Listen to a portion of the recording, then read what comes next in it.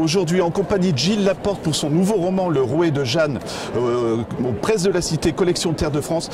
Question toujours classique, l'origine du roman s'il vous plaît. L'origine c'est la passion de notre patrimoine, c'est l'envie de mettre un coup de projecteur sur un patrimoine qui est un peu oublié aujourd'hui, qui pourtant est très très vivant, mais peu reconnu. C'est le talent des artisans du bois dans l'extrême sud lorrain, dans la région de Neufchâteau, Liffol-le-Grand, les ébénistes et les sculpteurs sur bois, dont les meubles sont dans tous les grands palaces du monde, de la Maison Blanche au Kremlin, en passant par l'Élysée et tous les grands hôtels, mais qui n'est pas reconnu suffisamment localement. Oui. Donc voilà, j'ai voulu mettre un coup de projecteur. Et en plus, comme c'est le pays de Jeanne d'Arc, voilà, j'en ai profité pour inspirer cette histoire de tout ce que Jeanne d'Arc nous a légué comme esprit et comme volonté citoyenne. Voilà, et c'est ce lien en fait, c'est le Rouet de Jeanne. J'aimerais bien que vous nous en parliez parce que j'ai trouvé que c'était intéressant, ça va faire la vie d'une famille finalement, hein, un peu les décisions qu'ils prendront autour de ça. Ouais. Dans une famille de cette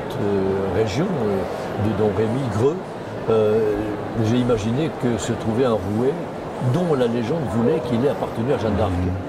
Et ce rouet est vénéré comme une relique, et puis un jour ce rouet disparaît. Qu'est-il devenu? Qui l'a emporté et pour quelle raison?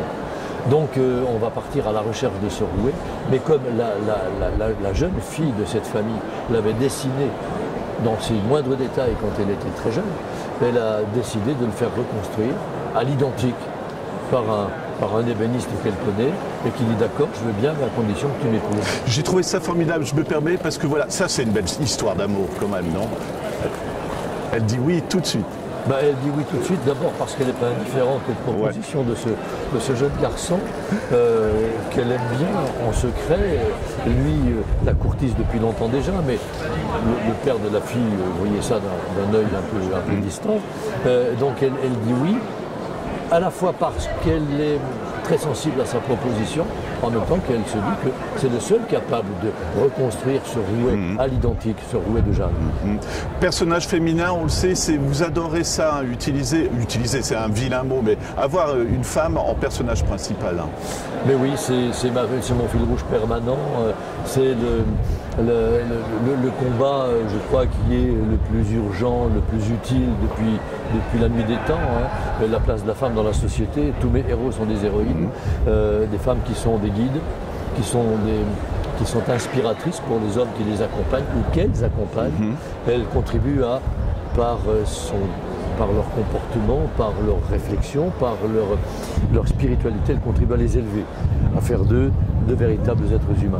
Ouais. Ce sont les femmes à qui l'on doit tout ça. Romancier, mais je vous le dis toujours, chroniqueur aussi de la région, je pense que c'est important pour vous de raconter tout ce qui se passe ici, quoi, finalement. Ben oui, je suis lorrain, enraciné profondément en Lorraine, je suis né lorrain, je mourrai lorrain. Vosgien, j'habite toujours dans le village qui m'a vu naître, Igné, près d'Épinal. Et cet attachement, je le transmets, je le traduis dans mes écrits, je fais en sorte d'inviter à le partager.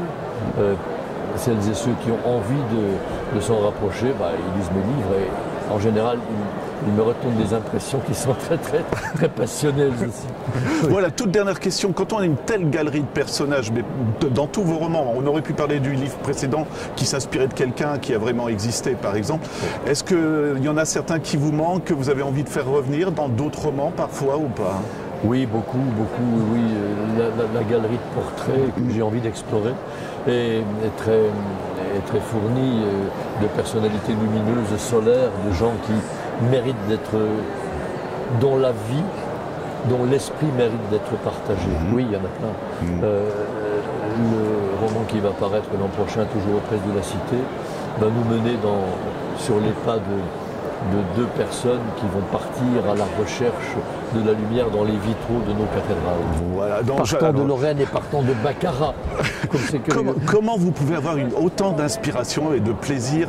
Un roman par an, c'est pas du tout une critique, je trouve ça formidable, mais c'est quoi? C'est qu'il y a une foultitude de personnages dont vous voulez aborder la vie, justement? Mais bien sûr, il y a tellement de nombreux personnages, et puis il y a aussi des sujets tellement passionnants. Dans notre beau pays lorrain, Il y a des mondes encore à explorer qui sont un peu ignorés, oubliés, voire méprisés un peu parfois. Donc tout ça, j'ai envie de le faire vivre, de le faire revivre, de le faire renaître et de montrer que notre pays est d'une richesse extraordinaire et d'un esprit exceptionnel. Ouais. Et la tradition, c'est pas un vilain mot non plus, ça fait du bien aussi d'avoir des racines, quoi, tout simplement. Bon, évidemment, comment peut-on savoir où l'on est au présent si on ne sait pas d'où on vient? Exactement. Et comment imaginer notre avenir si on ne sait pas ce que nous vivons aujourd'hui, alimenté par nos anciens? C'est pas possible. Donc oui, tout ça, c'est la chaîne de la vie. Ouais. Que j'entends faire durer le plus longtemps possible par mes écrits. Voilà Gilles, merci beaucoup. Je sais que vous êtes pris et en plus on vous souhaite un grand succès, mais ça a l'air bien parti visiblement, puisque c'est filmé au Salon du Livre de Nancy. Donc Gilles Laporte pour Le Rouet de Jeanne aux Presses de la Cité, collection Terre de France. Merci encore Gilles. Merci cher Romain, merci, au revoir.